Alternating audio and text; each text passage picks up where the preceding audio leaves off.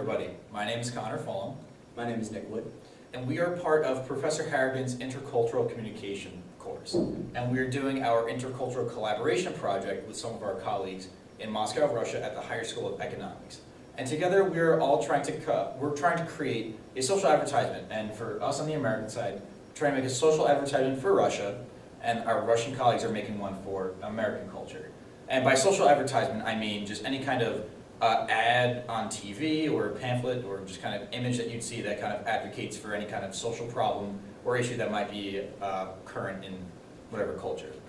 So that is what we're doing. We're doing that through surveys online, just talking with them, communicating with them on social media, mostly Facebook, and just trying to get information about, American and Russian cultural beliefs, ideologies, stuff like that, just to get a better mutual understanding of one another.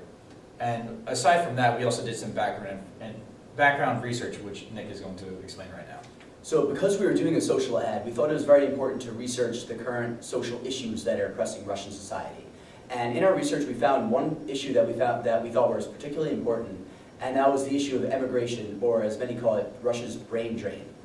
And right now, for the past 5 or so years, Russia has been seeing a huge wave of emigration, mostly coming from highly educated young Russian professionals. We're talking about people between the age of about 22 and 30 who are just received high degrees in, say, doctors, engineers, teachers, professors, other forms of researchers, and they're taking their training, they're taking their skill and experience, and they're moving abroad and using that skill to benefit other countries' economies, such as America or Western Europe. Obviously, this is very problematic for Russia's economy because they're losing a lot of very, very talented Russians who could be working in Russia and using their talent to benefit Russia. Yeah, so how this relates to what we researched with our own colleagues is that through our surveys, our Russian colleagues told us that the two main takeaways are that they are very family and collective-based, or community-based as well, I guess more so compared to American culture. And they also have a very large interest in traveling, which kind of relates very much to the emigration issue. Whether the Russians do travel a lot or don't, they at least they aspire to travel. It is something that they do value. And we kind of did combine these two elements with the issue that we found in the emigration, which seems like a very unique issue that we haven't really seen any advertisements for before. And we kind of put that all together to come up with our social advertisement for Russian culture. I'll let Nick introduce that right now. So, as well as asking them questions about their culture, and as well as researching background about this issue in Russia, we also asked them questions about how to convey this ad in Russian, because neither of us can speak any Russian. And obviously language is really important for conveying an ad. So we gave them phrases in English, and we asked them to do their best to translate into something that would sound good in Russian and be culturally appropriate. The first phrase over here, we have right here at the top, says Odinokol Volk, which literally translates to English as lone wolf, or really lone and wolf, which it was the first phrase we wanted to use in English, but we were a bit nervous because we didn't know if that phrase meant the same thing in Russian.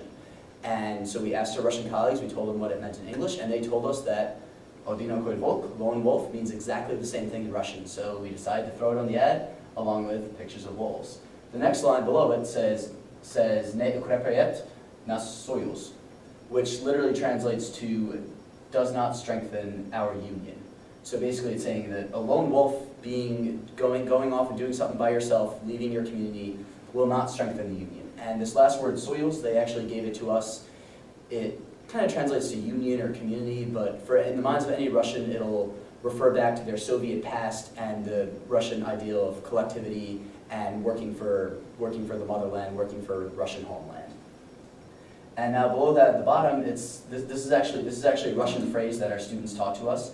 It says Odin ve pole ne voin, which kind of means the same thing in English as we have safety in numbers, you're more secure when you're with a big group of people. Directly it translates to one man in a field is not a warrior, which is, I think it's a very interesting phrase. And then below it says Ne ostavlayai Rossio, which means don't leave Russia, or don't abandon Russia.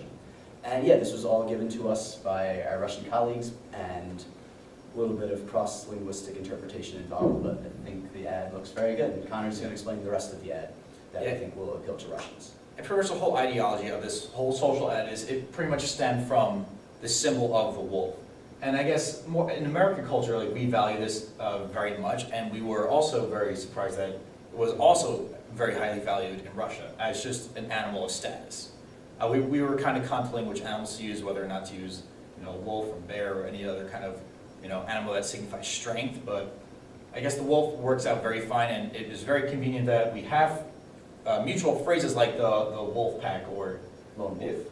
lone wolf, lone wolf, wolf pack, and then the Russian phrase over here. So we just thought it was a very, very good idea to find an image, create an image of a wolf pack like this, staring out to the reader, to the consumer, whoever's viewing this advertisement, kind of looking at you, to tell you that, there's not always strength if you're an individual, if you're alone, there's not always strength, like, there's always strength in numbers, like, join the pack, stay in the pack. So we thought this was a very striking and very powerful image, that all these wolves here are very clearly in the pack, looking outside to the viewer, to the reader.